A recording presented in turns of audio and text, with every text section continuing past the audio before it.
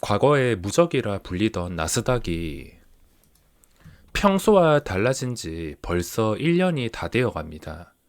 이쯤 되면 하락장이 끝날 법도 하지만 처음 겪는 돈풀기에 긴축으로 금리 인상까지 게다가 전쟁까지 겹치면서 누구도 알 수 없는 금융시장이 되어가고 있습니다.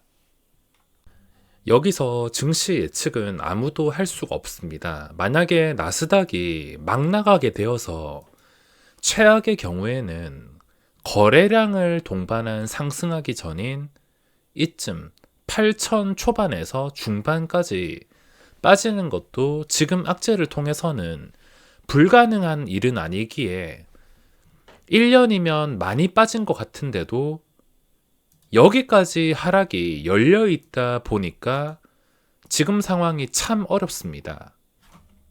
나스닥은 금요일에 또 4% 정도 폭락이 나왔는데 고용지표 호조 발표 이후에 급락이 나왔습니다. 발표 즉시 나스닥 선물지수가 수직으로 떨어졌는데 고용지표 호조로 인해서 금리를 예상대로 올릴 거란 전망으로 적정선을 넘어가지고 중간 없는 폭락이 나왔습니다. 요즘에 움직였다 하면은 적당히가 없습니다. 그냥 3, 4% 아무렇지 않게 폭락하고 있는데 항상 평소에도 제가 걱정했던 일이 자고 일어나면은 나스닥이 이런 식으로 폭락이 나오는 상황인데 물론 우리나라 시장은 다음 날에 반대로 흘러가면서 선방하는 경우가 상당히 많았지만 가지고 있는 주식이 시초가에 영향을 받는 게 상당히 불편하고 결국에 장기 하락에서 벗어나는 게 시간이 더 걸릴 것을 생각하니까 머리가 지끈거릴 수밖에 없습니다.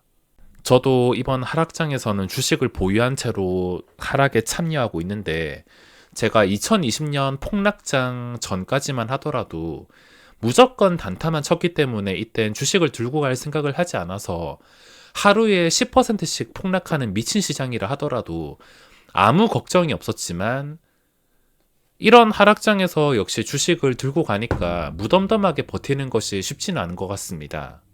지금 나스닥에 대해서 이야기를 한 번 더 해드리자면 작년 11월부터 평소와 다른 나스닥의 모습이 포착이 되었습니다.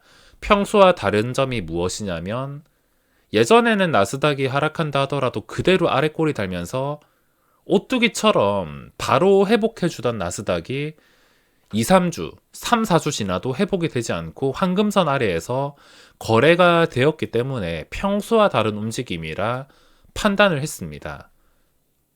제가 시간이 지나서 이미 하락을 다 보고 말씀드린 게 아니라 이 초기부터 바로 포착을 했습니다. 11월에 바로 포착을 한 게 아니라 저는 1월 좀 넘어서부터 포착을 하기 시작했는데 이렇게 주식은 일반 종목에서도 평소와 다른 점을 잘 포착할 수 있어야 됩니다. 평소에 나스닥의 특징을 알고 있으면은 평소와 달라졌다는 것은 평소에는 계속 올라오던 나스닥이지만 이번에는 좀 다르게 가겠다는 뜻이 될 수가 있어서 평소에는 떨어진다 하더라도 바로 이런 식으로 황금선 밑에서 단기간에 회복, 떨어진다 하더라도 단기간에 회복, 길어봤자 2, 3주. 회복 시간이 굉장히 빨랐지만 그 뒤에는 회복 시간이 점점 느려지면서 황금선 아래에 있는 시간이 더 길어졌습니다. 이거 자체가 달라진다는 뜻이 될 수가 있으며 작년 11월부터 지금까지 1년 되는 시간 동안 황금선 아래에서 회복력도 떨어지고 위험한 변동성이 지속이 되었습니다. 이 자체가 리스크가 큰 시장이라는 것을 뜻하며 지금까지도 현재 진행형이기 때문에 앞서 말씀드린 최악의 상황, 여기까지 가면 안 되겠지만 또 불가능까지는 아니기 때문에 나스닥이 이렇게 일봉상으로 황금선 아래에서 계속 거래가 되는 이상은 언제라도 자고 일어나면 이런 상황이 발생할 수가 있다는 것입니다. 저에게 황금선은 정말 중요한 선입니다. 단순히 주가를 봤을 때 주가가 황금선 위로 올라왔으니까 그냥 무지성 매수해야지. 또 올라왔는데 내려왔으니까 무지성 매도해야지. 이런 식으로 아주 단순하게 매수 매도를 결정하는 게 아니라 이 선을 통해 가지고 현재 시장의 매수가 강한지 약한지 추측을 하면서 이에 맞게 대응책을 만들 수 있다는 게 저에게 황금선은 정말 중요한 것 같습니다.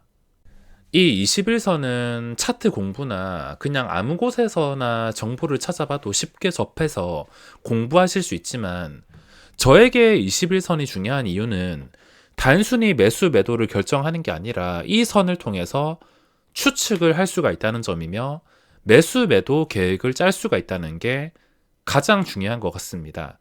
아무튼 지금 나스닥의 이런 변동으로 인해서 우리나라 증시가 한 번 더 좀 크게 빠지게 된다면은 충격을 받는다면 신용잔고 바닥을 노리고 매매할 기회가 생길 수도 있을 것 같아서 개파락도 맞게 된다면 기분이 좋진 않겠지만 또 새로운 기회와 새로운 상황이 나온다고 생각을 해야 될 것 같습니다. 자, 지금 시장에서 나스닥이 이런 식으로 폭락을 하게 된다면 또 트레이딩으로 분명히 할 게 있습니다. 나스닥이 저런 식으로 폭락하면 우리나라 증시가 일단 당연히 개파락이 나올 것이고 미국의 월요일 장까지 봐야지 알겠지만 만약에 우리나라 시장이 월요일 날 휴장이 아니라 단순히 월요일에 열린다고 친다면 원웨이 하락보다는 초반이라도 반등하는 경우가 또 평소에 관심 있었던 종목들에서 빼먹을 수 있는 기회가 많았습니다. 무슨 말이냐면 트레이딩 할 게 분명히 있는데 시장에서 인기 있는 종목이 저런 나스닥의 영향으로 인해서 개파락이 나오거나 시간의 단일가에서 오른 종목이 오른 가격보다 훨씬 아래에서 가격이 형성되기를 기다린다면 그 싼 값에 주운 사람들이 잠깐 뛰어오르는 타이밍에 수익을 챙길 구간이 만들어진다는 겁니다.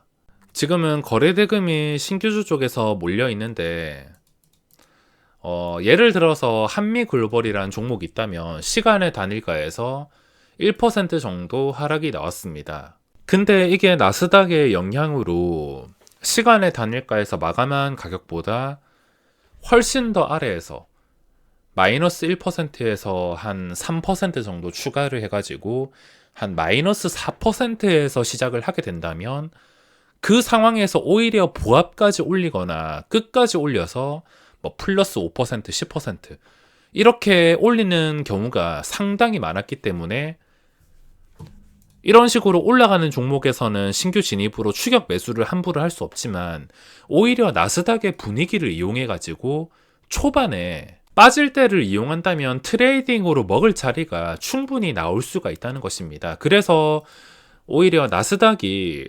양호했으면은 트레이딩으로는 지금 당장 해야 될 게 뚜렷하지 않았는데 보고 있던 종목이 혹시나 크게 하락해서 시작을 하거나 시작하자마자 좀 크게 충격을 받게 된다면 그 하락에서 잡아서 반등을 노리는 방법도 있을 겁니다. 물론 무조건 반등한다는 게 아니라 예를 들어서 하락으로 출발을 해가지고 바로 반등이 나올 수도 있고 근데 하락으로 출발해서 추가 하락이 나올 수 있는데 여기서 무조건 원웨이 하락으로 쉬지도 않고 떨어지는 게 아니라 한 번쯤은 탈출 기회가 나올 수가 있다는 것입니다. 제가 자주 이용하는 방법인 여기서 사서 주가가 바로 올라간다면 편하게 익절하는 것이고 내려간다면은 계획과 틀려지거나 내가 잡은 자리가 틀렸다는 뜻이 될 수가 있기 때문에 내려왔다가 다시 반등이 적당히 나와준다면 본전의 탈출, 욕심 없이 본전만 찾겠다는 생각으로 매매를 한다면 이런 나스닥 폭락 상황에서도 충분히 활용할 수 있는 상황은 만들 수가 있을 것입니다. 대신에 아무 종목이나 통하는 게 아니라 시장에서 관심도가 큰 종목을 골라야 됩니다. 그 관심도가 큰 종목은 당연히 아주 쉽게 찾는 방법이 거래대금. 거래대금이 많은 종목은 단 한 방에 무너지기보다는 결국에 무너지는 종목이라 하더라도 그 무너지는 과정에서 물린 사람들이 여러 번 탈출 기회를 만들 수가 있어서 안정적으로 매매를 할 수가 있다는 게 장점입니다. 한미글로벌도 보유자의 영역이라 매매를 안 하려고 했는데 정 트레이딩을 해야 된다면 지금은 뭐 이거나 신규주밖에 없어서 혹시나 상황이 만들어진다면 매매 영상 찍어서 보여드리도록 하겠습니다.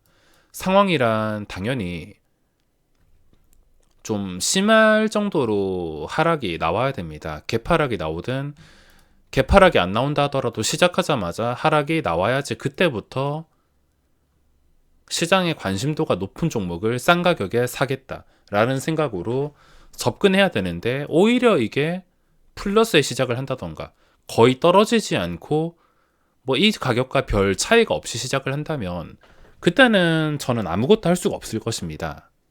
화요일 시장 잘 대응하시길 바라며 이번 영상은 여기서 마무리하겠습니다.